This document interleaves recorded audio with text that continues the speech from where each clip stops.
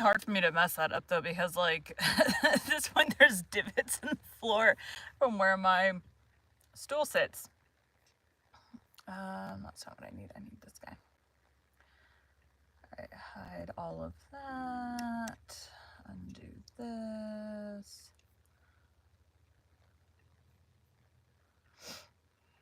There.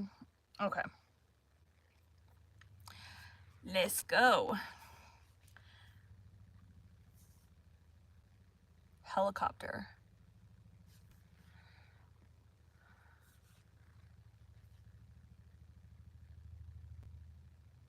Gotta wait for that to go away.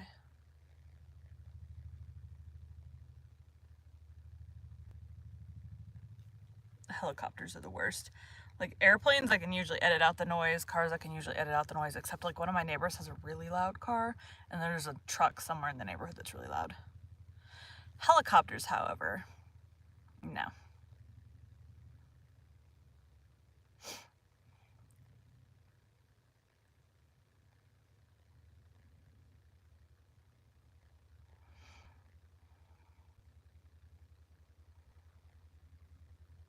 I like a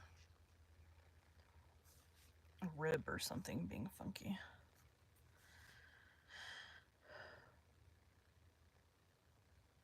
Okay. Today we'll be continuing Pride and Prejudice by Jane Austen. Chapter 31. Colonel Fitzwilliam's manners were very much admired at the parsonage, and all the ladies all felt that he must add considerably to the pleasure of their engagements at Rosings.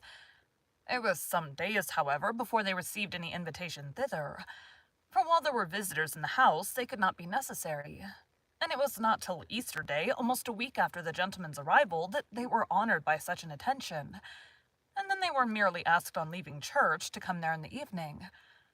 For the last week, they had seen very little of either Lady Catherine or her daughter. Colonel Fitzwilliam had called at the parsonage more than once during the time, but Mr. Darcy they had only seen at church. The invitation was accepted, of course, and at a proper hour they joined the party in Lady Catherine's drawing-room. Her ladyship received them civilly, but it was plain that their company was by no means so acceptable as when she could get nobody else, and she was, in fact, almost engrossed by her nephews, speaking to them, especially to Darcy, much more than any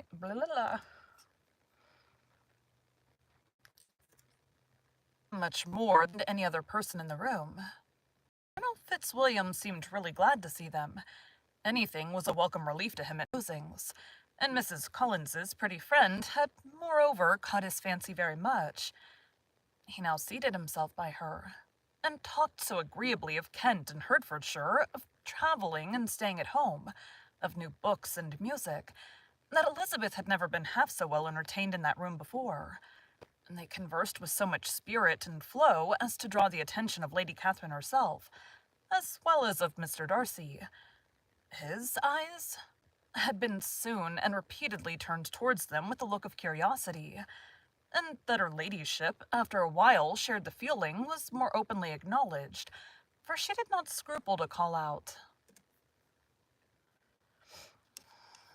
Her name is Lady Catherine. Your father. What is that you are saying, Fitzwilliam? What is it you are talking of? What are you telling Miss Bennet? Let me hear what it is. Colonel Fitzwilliam.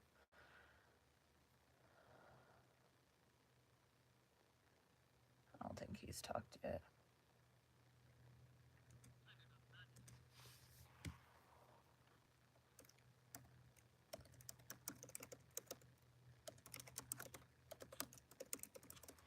I do not imagine.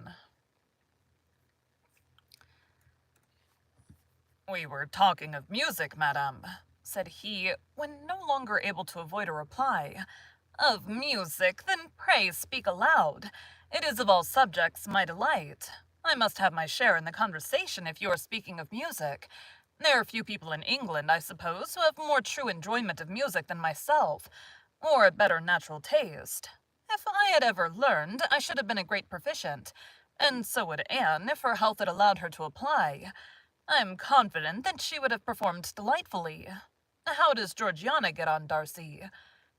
Mr. Darcy spoke with affectionate praise of his sister's proficiency. "I am very glad to hear such a good account of her," said Lady Catherine. "And pray tell her from me that she cannot expect to excel if she does not practice a great deal."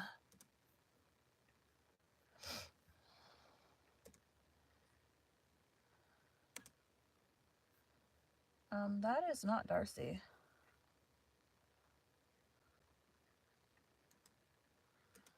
With great... Why do we have Mr. Darcy here twice? Remove that track. "With great energy. I assure you, madame," he replied, "that she does not need such advice. She practices very constantly." "So much the better. It cannot be done too much, and when I next write to her, I shall charge her not to neglect it on any account. I often tell young ladies that no excellence in music is to be acquired without constant practice. I have told Miss Bennet several times that she will never play really well unless she practices more. And though Mrs. Collins has no instrument, she is very welcome, as I have often...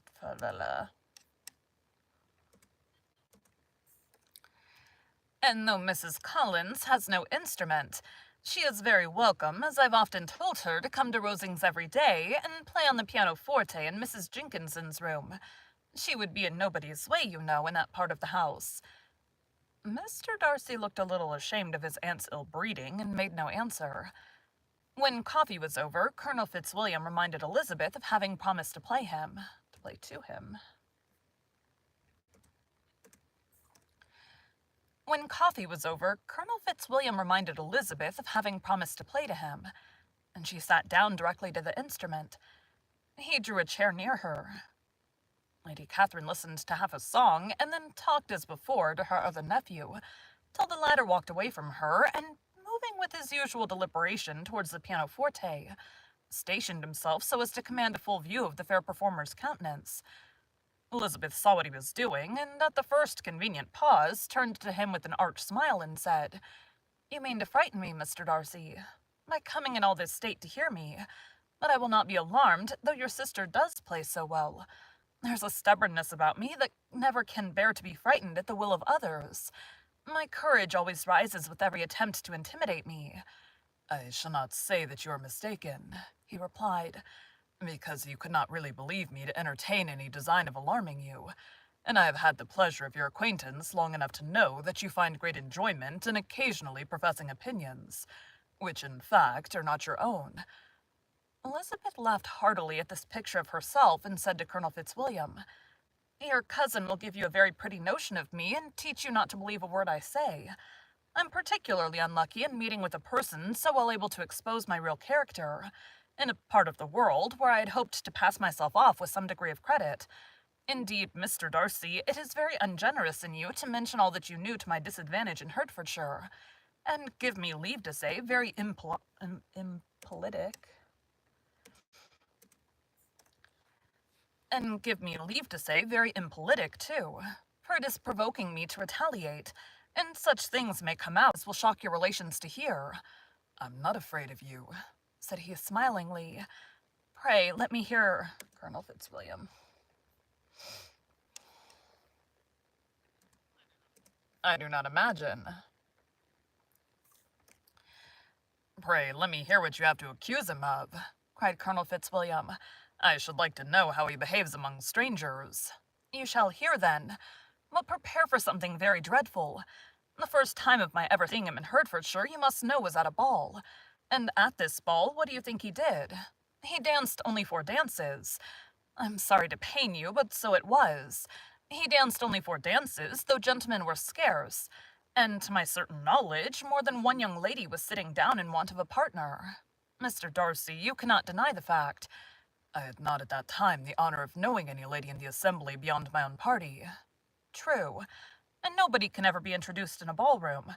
Well, Colonel Fitzwilliam, what do I play next? My fingers wait your orders." "Perhaps," said Darcy, "I should have judged better had I sought an introduction, but I am ill qualified to recommend myself to strangers." "Shall we ask your cousin the reason of this?" said Elizabeth. still addressing Colonel Fitzwilliam. "Shall we ask him why a man of sense and education, and who has lived in the world, is ill-qualified to recommend himself to strangers?" "I can answer your question," said Fitzwilliam, "without applying to him. It is because he will not give himself the trouble. I certainly have not the talent which some people possess," said Darcy, "of conversing easily with those I have never seen before. I cannot catch their tone of conversation, or appear interested in their concerns, as I often see done." "My fingers," said Elizabeth, "do not move over this instrument in the masterly manner which I see so many women's do. They have not the same force or rapidity, and do not produce the same expression. But then I've always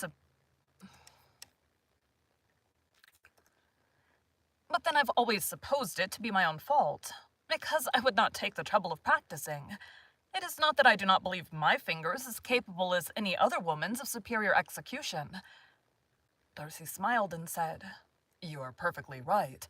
You have employed your time much better. No one admitted to the privilege of hearing you can think anything wanting. We neither of us performed to strangers." Here they were interrupted by Lady Catherine, who called out to know what they were talking of. Elizabeth immediately began playing again. Lady Catherine approached, and after listening for a few minutes, said to Darcy, "Miss Bennet would not play at all amiss if she practised more, and could have the advantage of a London master. She has a very good notion of fingering, though her taste is not equal to Anne's. Anne would have been a delightful performer had her health allowed her to learn." Elizabeth looked at Darcy to see how cordially he assented to his cousin's praise. Excuse me. Ugh, praise. But neither at that moment nor at any other could she discern any symptom of love, and from the whole of his behaviour to Miss de Bourgh she derived this comfort from Miss Bingley, that he might have been just as likely to marry her had she been his relation. Lady Catherine continued her remarks on Elizabeth's performance, mixing with them many instructions on execution and taste. Elizabeth received them with all the forbearance of civility, and, at the request of the gentleman, remained at the instrument till her ladyship's carriage was ready to take them all home. Thank you for joining Bite at a Time Books today, while we read a bite of one of your favorite classics. Again, my name is Bree Carlile, and I hope you come back tomorrow for the next bite of Pride and Prejudice. That's it. Thanks, guys.